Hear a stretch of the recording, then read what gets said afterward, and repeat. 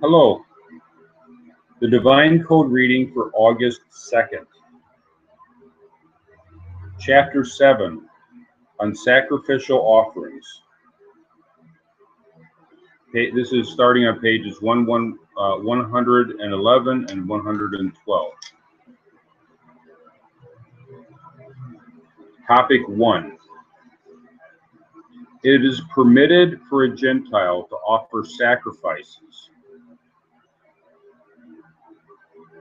This chapter deals with the Torah law of animal sacrifice as it is permitted for Gentiles, since the purpose of this book is to codify and teach every aspect of God's Torah law for Gentiles. This subject is included here. A righteous Gentile may study these precepts, as explained above in topic 5.1, chapter 5, topic 1, on a theoretical level, since even if he does not intend to bring a sacrifice within this subject, he will learn more about each of the 7 Noahide commandments and their aspects of serving God,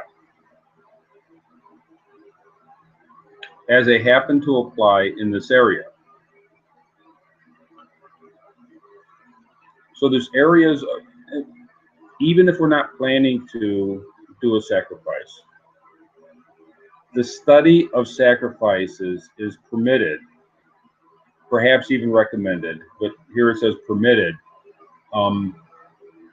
for non-Jews, because it's part of what a non-Jew can do, and that in it we're learning more about the 7 Noahide laws. So these are principles in Torah study that if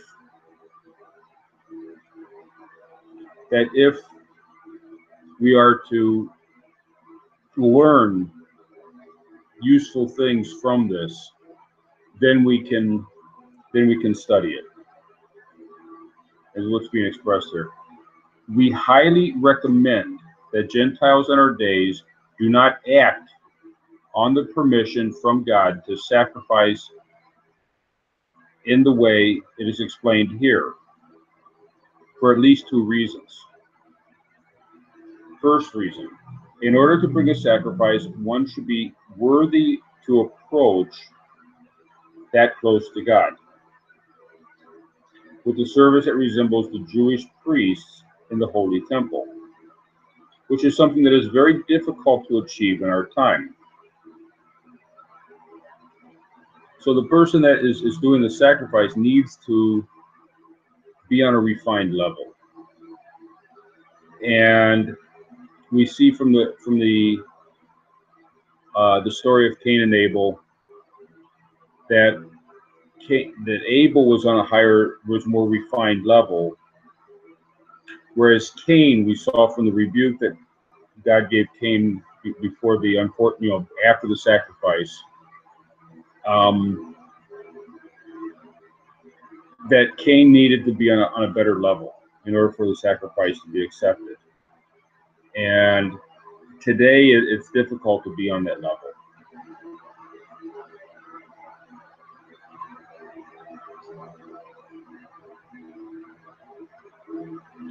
More so, a deed which takes on voluntary and additional service to God must be done in an exceptionally sincere and holy way, as written in Shulchan Aruch 107:4, regarding a Jew who wishes to add additional prayer service which he is not obligated to recite.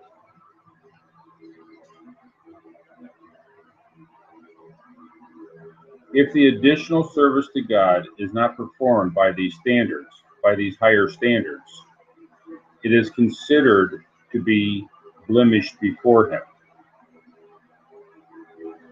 So it's a very high standard necessary, both for the person and for the way that it's done. And it's not a simple thing. It doesn't mean just going out and sacrificing. I mean, we don't just do that. A person would have to be on a very prepared way. before he would do something like that.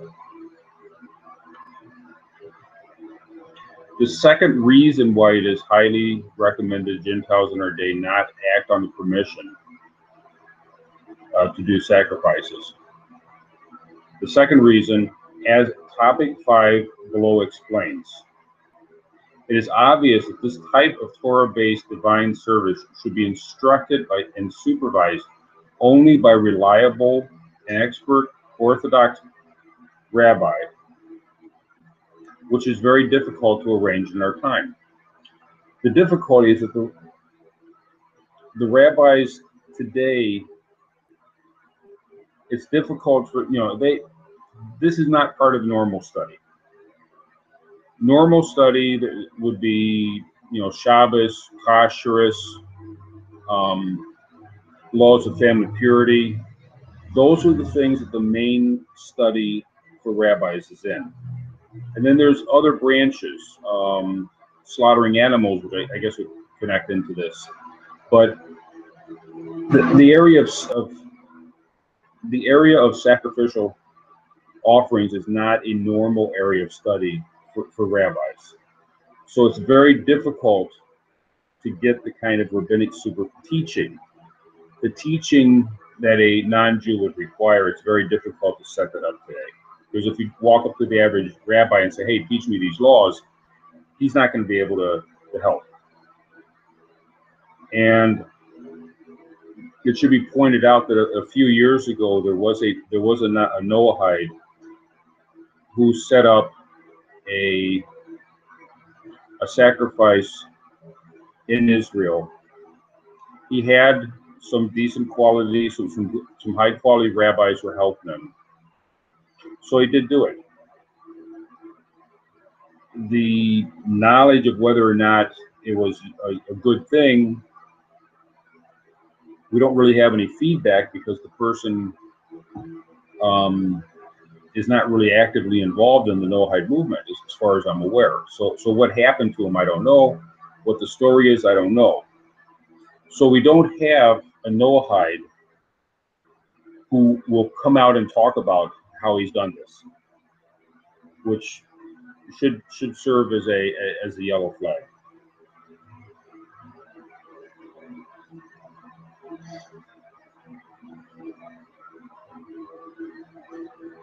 Beginning topic 1 again. It is permitted for a Gentile to offer sacrifices, meaning to build an altar and to offer upon it a kosher animal or bird which he owns as a sacrifice to God in any place. So the commentary under a kosher animal or bird which he owns as a sacrifice to God. The commentary says, but one that was stolen should not be offered as a sacrifice. See topic 7, topic 4 below. This clearly does not exclude a sacrifice which one brings on behalf of another person as an agent. Obviously, a group of Gentiles may join together to bring a single animal as an offering, with one person being appointed to actually perform the sacrificial service. So the person either owns the animal himself, or someone else owns the animal and asks him to do the sacrifice, or a group of people get together in which one of the group of people does the sacrifice. Those are the 3 options being offered here as far as ownership.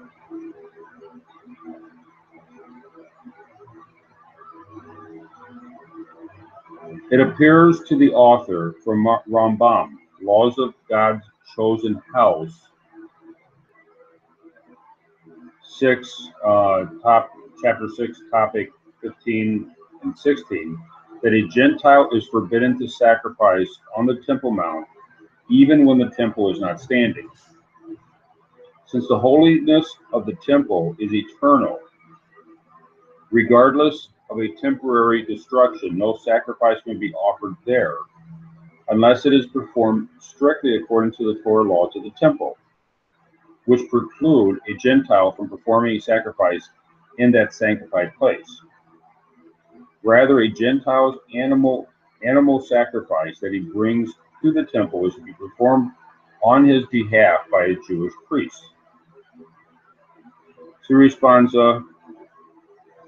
Hitzit Eleazar, volume 10, chapter 1, topic 10, and volume 15, chapter 54, citing rabbinical opinions that a Gentile is forbidden to enter the temple area. He bases this on Ezekiel 44:9, Kings 1, 8, chapter 8, verse 41 and 42, is taken to mean that Gentiles may pray at the temple's perimeter. So a lot of people, I've heard yesterday was Tish B'Av, and I hear people mentioning the idea of doing sacrifices today on the Temple Mount.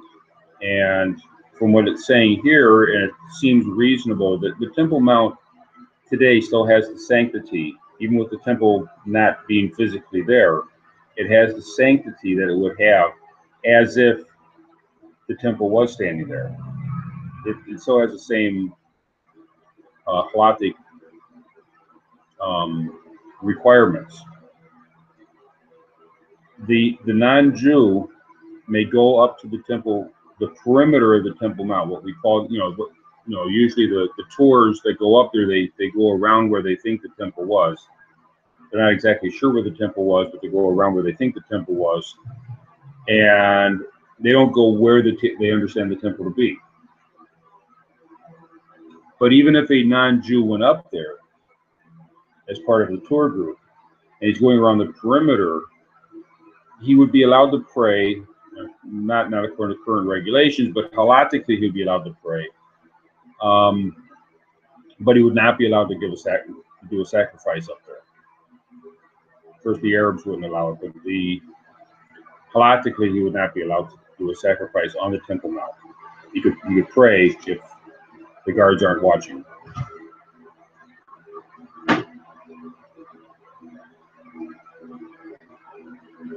So you can do it to God in any place and at any time.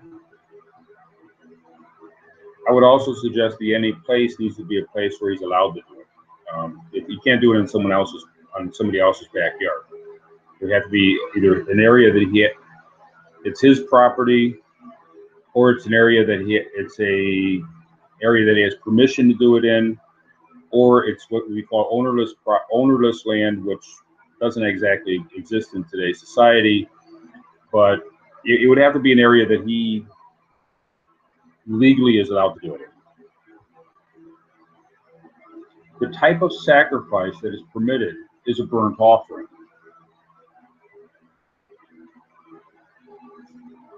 Tractate Zerakim 115b, Rambam, Laws of Sacrificial Procedures, chapter 19, topic 16, Gentiles are permitted to offer burnt sacrifices in any place, which implies that other types of sacrifices are forbidden for them to bring. So we're told that Gentiles can bring burnt sacrifices. But the fact that we're told that Gentiles are allowed to do that, we're not told Gentiles are allowed to do anything else. Therefore, we learn from that the Gentiles are allowed to do specifically burnt sacrifices.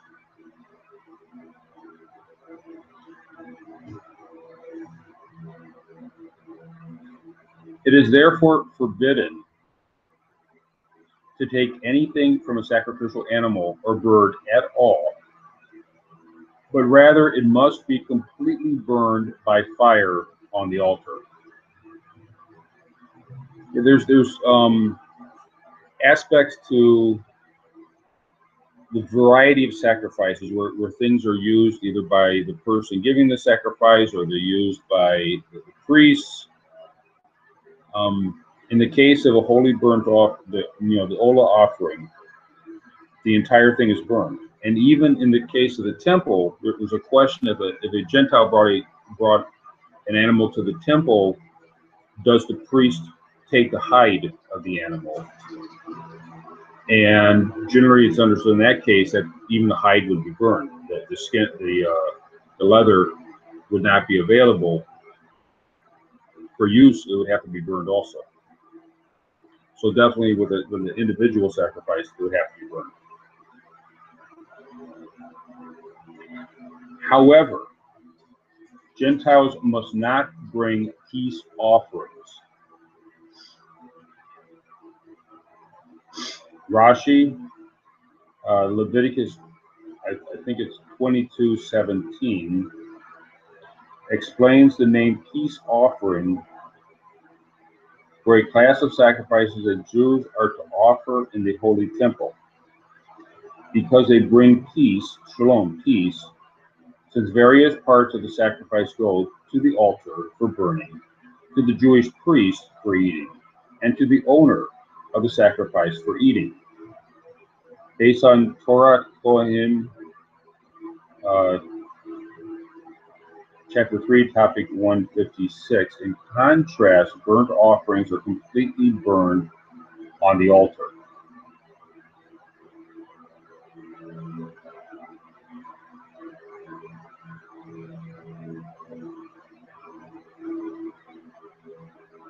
However, Gentiles must not bring peace offerings, which have parts that are to be cooked and eaten by the worshiper, parts which are to be burned on the altar. If one transgressed and made a sacrifice in the manner of a peace offering, that is, he verbally said, I intend this as a peace offering, it appears that he is forbidden to eat from it, even if he intends to do so for the sake of God. Rather, the animal or bird must be designated only as a burnt offering. Even if he did designate his sacrifice as a peace offering, he should nevertheless be permitted, it should nevertheless be performed as a burnt offering and must be completely burned. See Rambam Laws of the Sacrificial Procedures.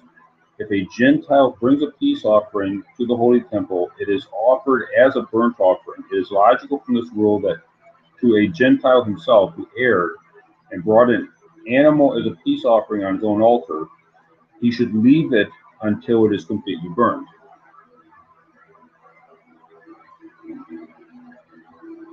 Now, I'm going to make a suggestion at this point that,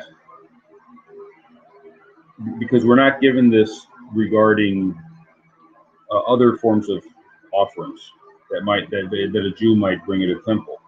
The Jew might bring a sin offering. We're not told that the Gentile may not bring a sin offering. We just know that because the offerings are as a burnt offering. So why is there a specific mention of peace offering, which is repeated in different Sephorim? There is commentary that prior to Sinai, non-Jews could give peace offerings, but we don't know if they ate from the peace offering. It may have been that they gave something as a burnt offering, but it was called a peace offering, or it was understood as being connected with as a peace offering. Abel, when he brought the offering,